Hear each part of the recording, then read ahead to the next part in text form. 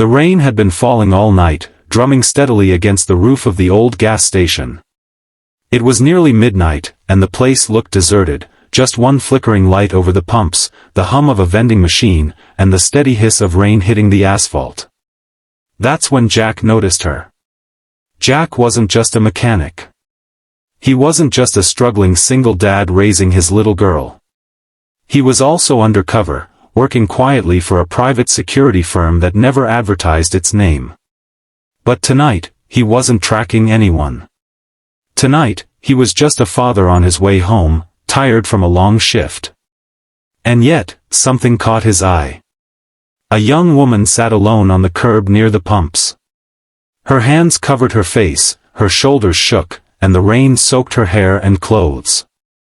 Jack slowed his steps. He could see now, she was pregnant.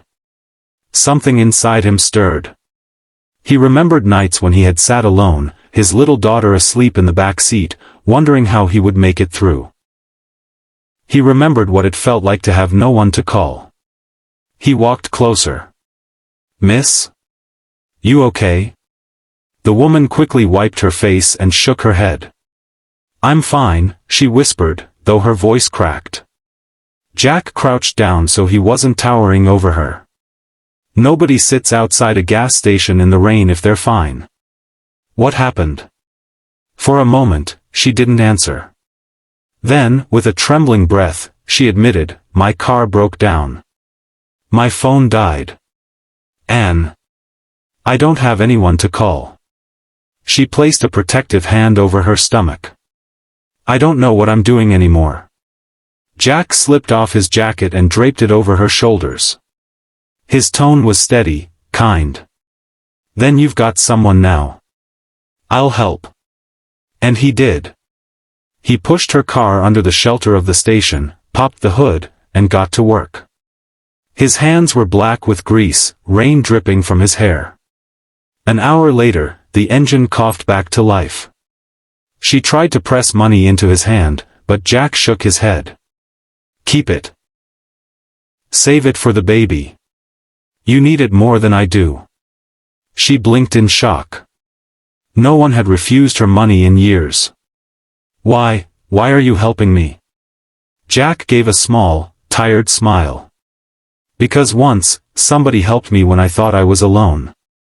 Sometimes, strangers are the family you don't expect."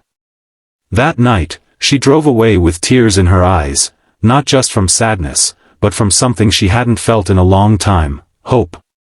What Jack didn't know, what he couldn't have imagined, was who she really was. Her name was Emily Carter. CEO. Millionaire. A woman who ran one of the biggest real estate empires in the country. She had built her fortune with grit and brilliance, but at that gas station, none of that mattered. That night, she wasn't a CEO. She was just a scared young woman carrying new life, and Jack had treated her not with pity, but with kindness. Weeks passed. Jack went back to his life, school drop-offs, long days at the garage, late nights balancing bills. He never expected to see her again.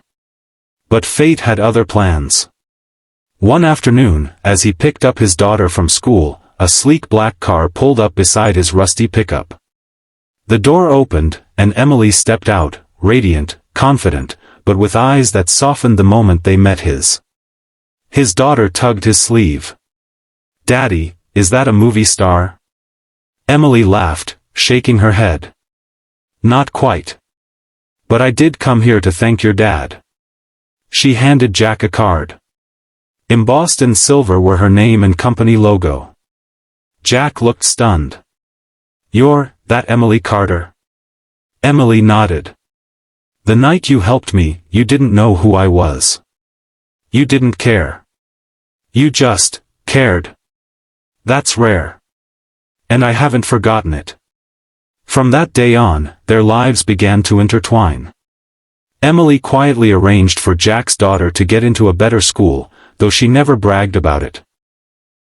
She stopped by the garage sometimes, not as a CEO, but as a friend who brought lunch and laughed at his stories. And Jack, he showed Emily a life beyond boardrooms and wealth. simple things she had long forgotten. The joy of cooking a family dinner. The peace of watching a child's laughter fill a room. The strength of a community that looked out for each other. The night at the gas station had changed everything. One act of compassion had bridged two worlds, a struggling single dad and a lonely millionaire CEO. And in that connection, they both discovered something priceless. That sometimes, the people who find us when we're at our lowest, are the very ones destined to lift us higher. Because kindness, no matter how small, always finds its way back.